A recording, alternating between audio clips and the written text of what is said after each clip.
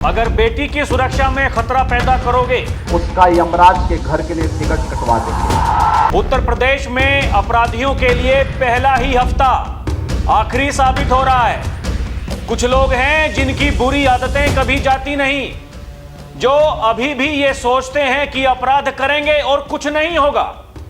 उनके लिए 2026 एक नया खौफ लेकर आया है। दर्शकों नमस्कार, डीएनपी इंडिया में आपका स्वागत है। मैं हूं आपके साथ राहुल चौधरी। उत्तर प्रदेश में नए साल 2026 के पहले ही सप्ताह में महिला अपराधों के खिलाफ सख्त एक्शन देखने को मिला है।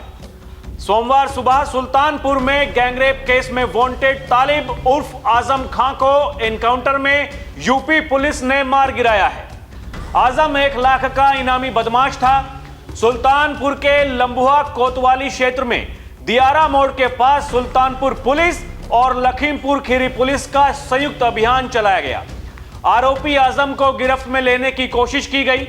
खुफिया जानकारी के आधार पर शुरू हुई इस कार्रवाई में भनक लगते ही आजम ने पुलिस टीम पर फायरिंग कर भागने की कोशिश की। पुलिस की जवाबी कार्रवाई में वो गंभीर रूप से घायल हो गया। एनकाउंटर में घायल आजम को तत्काल सीएचसी लाया गया। वहां उसकी गंभीर हालत को देखते हुए जिला अस्पताल रेफर किया गया। जिला अस्पताल में आजम को डॉक्टरों ने मृत घोषित कर दिया। पुलिस लखीमपुर खीरी गैंगरेप में आरोपी बदमाश आजम की तलाश कर रही थी। उस पर 1 लाख का इनाम भी घोषित किया हुआ था। सोमवार की सुबह पुलिस ने जानकारी के बाद ऑपरेशन चलाया, जिसमें वो मारा गया। लखीमपुर खीरी गैंगरेप के आरोपी आजम पर 17 केस दर्ज थे। वो पुलिस की वांटेड लिस्ट में शामिल बदमाश था। लखीमपुर खीरी कांड के बाद से वो पुलिस के निशाने पर था। लगातार उसकी तलाश चल रही थी। इसी क्रम में उसके अड्डे की जानकारी सामने आई। मारा गया बदमाश तालिब उर्फ आजम पुत्र गफ्फार खान लखीमपुर जिले के फरदान थाना क्षेत्र के गोरिया गांव का रहने वाला था। आरोपी तालिब उर्फ आजम के खिलाफ सुल्तानपुर एसपी कुंवर अनुपम सिंह के नेतृत्व में अभियान चलाया गया। सुल्तानपुर गैंगरेप कांड के सामने आने के बाद से ही आरोपी को गिरफ्त में लेने की कोशिश शुरू की गई थी। उसको पकड़ने के लिए पुलिस लगातार दबिश दे रही थी। संभावित ठिकानों पर छापे मारे जा रहे थे।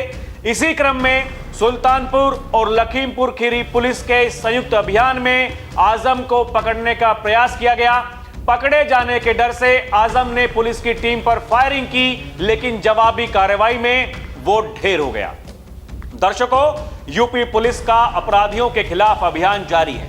इससे पहले भी कई बदमाश एनकाउंटर में ढेर किए जा चुके हैं। अभी 2 जनवरी की रात ही बुलंदशहर में 5 साल की मासूम से दुष्कर्म के बाद हत्या करने वाले 2 आरोपियों को शनिवार की सुबह पुलिस ने मुठभेड़ के दौरान गिरफ्तार किया था।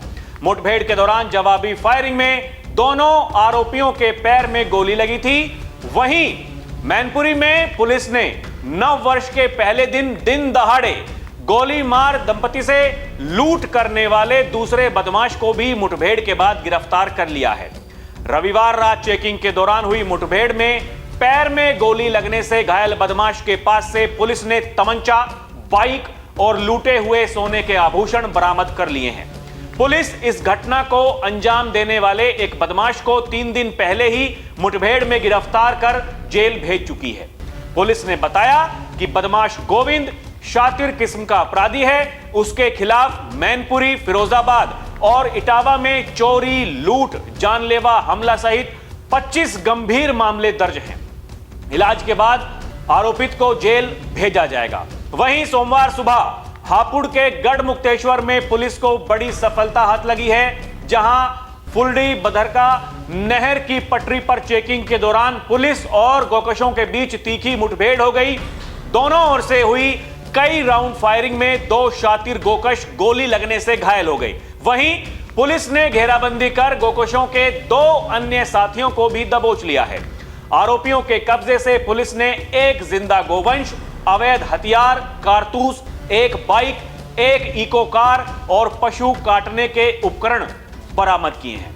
दर्शकों, ये वही लोग हैं जिनको समय समय पर गर्मी आने लगती है, जिनकी बुरी आदतें कभी जाती नहीं हैं और फिर इनकी गर्मी को शांत करने के लिए डेंटिंग पेंटिंग का सहारा लेना पड़ता है, ऐसा कहते हैं योगी आदित्यनाथ। और ये उसी डेंटिंग पेंटिंग का हिस्सा है। दर्शकों, पिछली साल देखिए कुछ आंकड़े मैं आपको बताने वाला हूं, कैसे अपराधियों के खिलाफ यूपी सरकार ने कार्रवाई की, उत्तर प्रदेश की पुलिस ने कार्रवाई की। यूपी में 2025 में एनकाउंटर में ढेर हुए 48 बदमाश और 2 साल में 1.25 लाख से ज्यादा अपराधियों को पुलिस ने सजा दिलाई है। यही है जीरो टॉलरेंस। ये देखिए, पुलिस ने 2025 में 48 अपराधियों को मुठभेड़ में मार गिराया, जबकि 3153 अपराधी घायल हुए।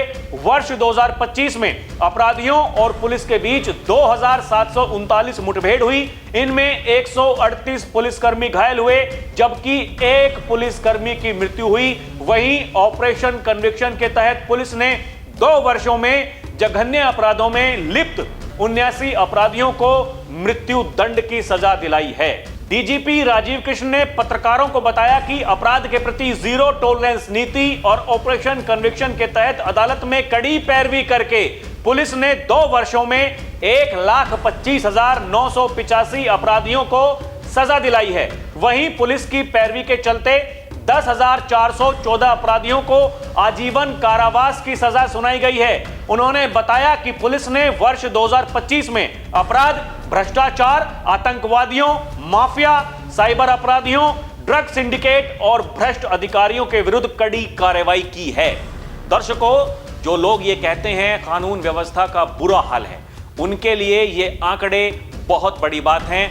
एक बार फिर से सुनिए दर्शकों कि 2739 मुठभेड़ हुई हैं, 1,25,985 अपराधियों को सजा दिलाई है, जिसमें से 10,414 अपराधियों को आजीवन कारावास की सजा। ये कोई छोटे आंकड़े नहीं हैं दर्शकों। और ये जो बताया जा रहा है 48 बदमाश, वो ढेर हो गए और लगभग 80 अपराधियों को मृत्यु दंड की सजा दिलाई गई है। यही है बाबा की जीरो टॉलरेंस पॉलिसी। अपराध करोगे तो भुगतोगे।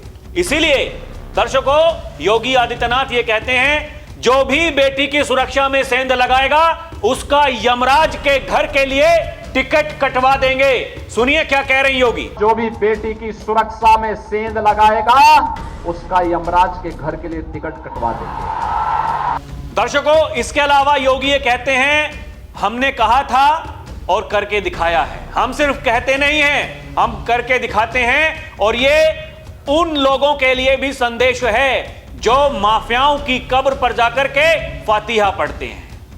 योगी ये कहते हैं, अब उत्तर प्रदेश में तो ऐसा नहीं कर पाएंगे। सुनिए क्या कह रही हो। और ये उन लोगों के लिए भी संदेश है जो लोग माफिया को अपना शागिर्द बनाते हैं, उनकी कब्र में जाकर के फतिया पढ़ते हैं, उन माफिया को गले लगा करके गरीबों का शोषण करते हैं या करवाते रहे हैं। अब उत्तर प्रदेश में तो नहीं कर पाएंगे। दर्शकों, इसके अलावा बाबा ये कहते हैं, अगर बेटी की सुरक्षा पर हाथ डालने का प्रयास किया, व्यापारी के प्रतिष्ठान में आग लगाने का प्रयास किया, उत्सव में अराजकता पैदा करने का प्रयास किया, ये रास्ता सीधे नर्क में जाने का होगा।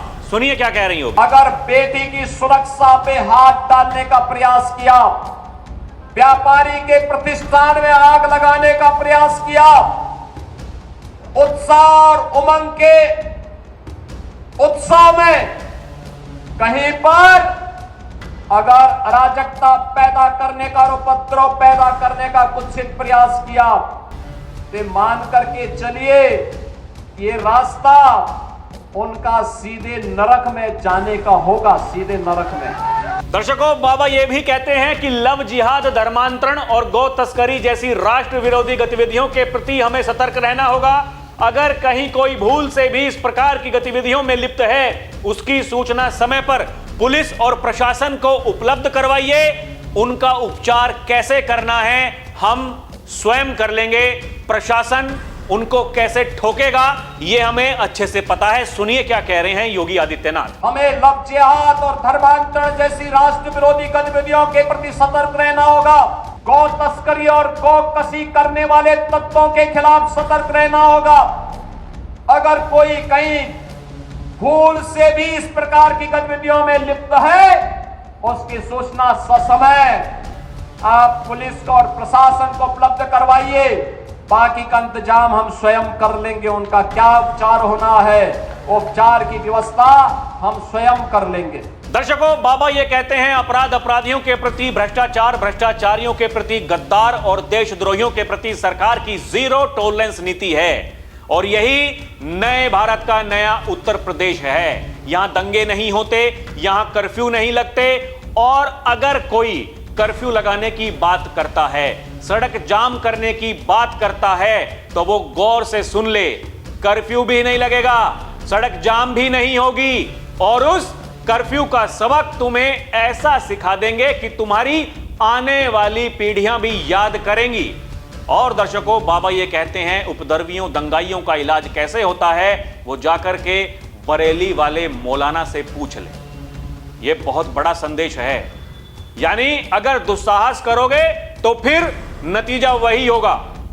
कोई भी होगा, वो कितना बड़ा माफिया होगा, कितना भी बड़ा बदमाश क्यों ना होगा, किसी को छोड़ूंगा नहीं, ये कहते हैं उत्तर प्रदेश के मुखिया योगी आदित्यनाथ। और नए साल की शुरुआत हुई है।